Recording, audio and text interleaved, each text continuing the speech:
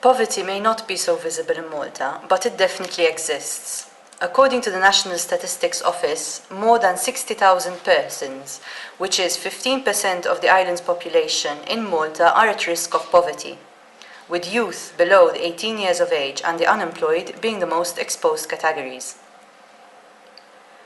Families with dependent children have a greater chance of falling below the poverty line than households without. A recent research carried out by Caritas Malta estimates that the minimum budget for decent living, in the case of a family composed of 2 adults and 2 children, is at €10,634 per annum. Today, around 14,000 persons in this household model live on an annual income below the at-risk of poverty threshold, earning approximately €6,869 per annum. Irregular migrants, mainly coming from sub-Saharan Africa, who are not considered in official statistics, represent another category of people living in reduced circumstances. It is very difficult for these persons to find regular employment and accommodation once they leave the open centres. The Maltese economy has undergone a series of changes, consequent to market liberalisation and the deregulation of the labour market, which have sometimes created higher profits, but also produced an erosion of labour standards, job insecurity and unemployment. Today, Malta's labour market is segmented. While the social protection system is characterised by low coverage and low generosity income support. Access to childcare services and participation in education and training are low when compared to other EU countries.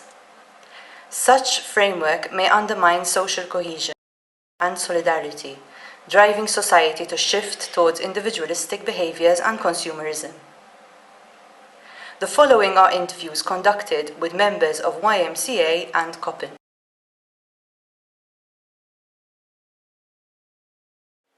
YMCA is a non-governmental organisation which seeks to promote a just society through support, assistance and rehabilitation mainly to homeless people.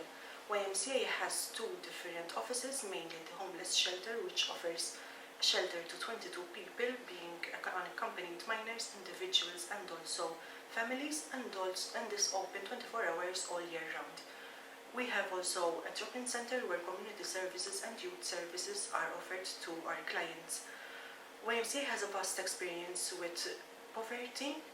Although in Malta we don't see people sleeping in the streets or in the parks, poverty is still quite tangible in Malta. Unfortunately, due to the advancements throughout our lives, some people are finding it rather difficult in order to cope and keep their heads above water. Most of our clients are living in absolute or relative poverty, and this makes it quite difficult, especially when children are involved, as children will be lacking some basic needs and comfort and warmth. Some challenges which YMCA is finding with regards to poverty are mainly mentality and stigma, as some people who are in poverty do not really realize or want to acknowledge that they are living in poverty, while others who are acknowledging that they are living in poverty still choose not to seek assistance due to the fact that most probably their neighbours will know, and thus they are shy to ask for help. YMCA has no waiting lists, and thus every client who comes through the door is seen immediately. And YMCA is also opening a new shelter later on this year, which will see the increase in number of residents accepted from 22 up to 30. And it is the only shelter which accepts an entire family unit. YMCA tries to prevent poverty through education and awareness. Education mainly teaching our clients and residents about money management and budgeting tools, and also awareness how you can prevent poverty and social exclusion.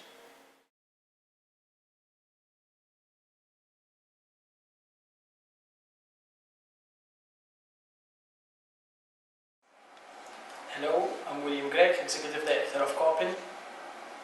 My organization is mainly working in 3 areas, and that's international development cooperation, development education, as well as services to migrants. And the third area is in fact the most area that is relevant for this project, because of course the clients that make use of our services are the irregular migrants and the asylum seekers that come to our country from sub-Saharan Africa mainly. In fact, the services that we provide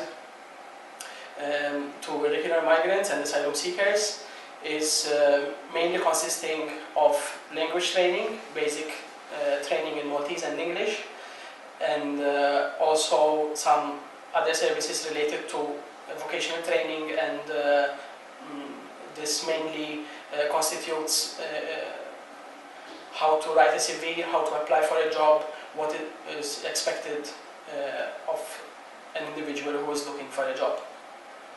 Besides that, we also provide other services in terms of personal care, hygiene, budgeting, but especially support in terms of psychological trauma that these people would have encountered, and especially since our main clients are women, be they single, married, mothers or not, during their travels, especially many of them would be coming from Somalia, so already having a trauma of living in a stateless country for many years.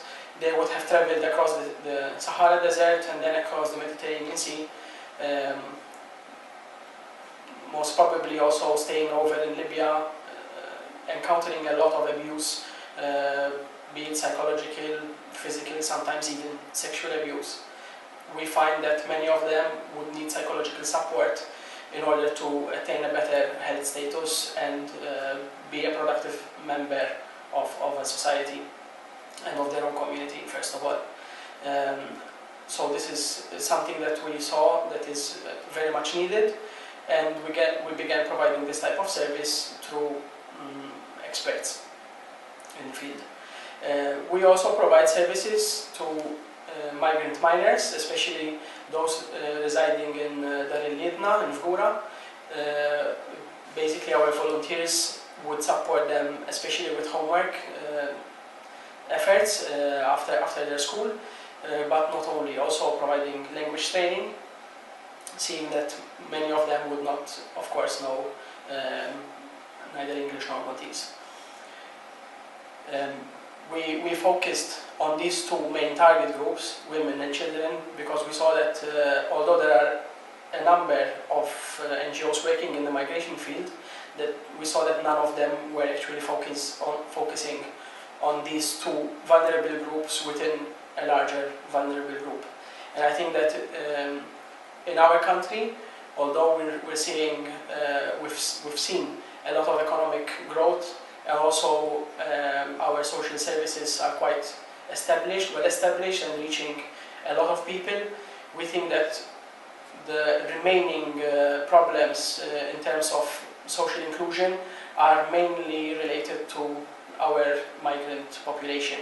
Of course, we are also aware that there are other populations, other groups within the Maltese society that are not making part of the immigrant group, which also need to have better access to social services and not to feel excluded from society. So, because this is, at the end of the day, a form of poverty, but we decided to focus our efforts on the migrant community, seeing that our main areas of work are international development cooperation and the global issues in general.